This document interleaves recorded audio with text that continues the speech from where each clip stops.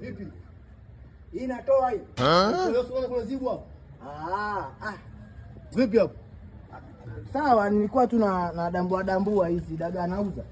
Fahari ya macho. Tuone. Dagaa hizo. Kigoma hiyo Rusungu hiyo kule Lukwavi huko. Sema najua. Sifa zako ninazo mtaani mwanangu. Sifa zako? Ninazo. Wewe samofu? Bila kupewa pesa chukua au mpelekee mama Mnyange ndo ambia atoe kitu. Ndio napiga deche mjomba. Mbona deli? Deli. Anarudisha sasa hivi na hela yako umepewa? Hela umepewa? Bado. Kaa kusikilizia midundo. Wewe muangalie unasikiliza muziki.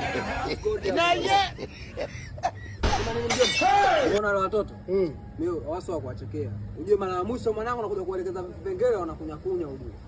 Uwafuate. Nakuja. Wafuatilie. Mbona huyo watatu? Wa kwanza, wa pili, wa tatu yule. Wewe unahesabu watu na usadaga. Deli.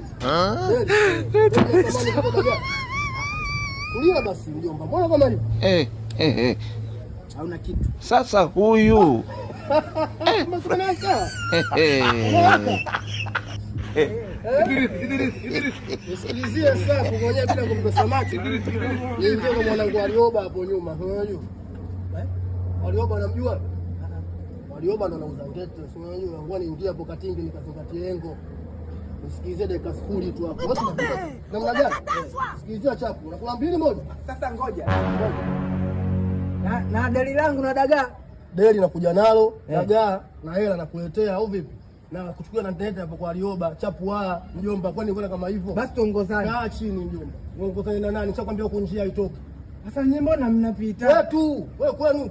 Kaa chini basi mara moja. Kaa chini. Bas. Nimekwisha. Naenda kwa Alioba, tunakula teknolojia. Mimi najiongeza mimi mbunifu. Kuna chali au batani tayari. Nisakula na kitu. Oh my God. Dari langu na dagaa. Ano ba kayo?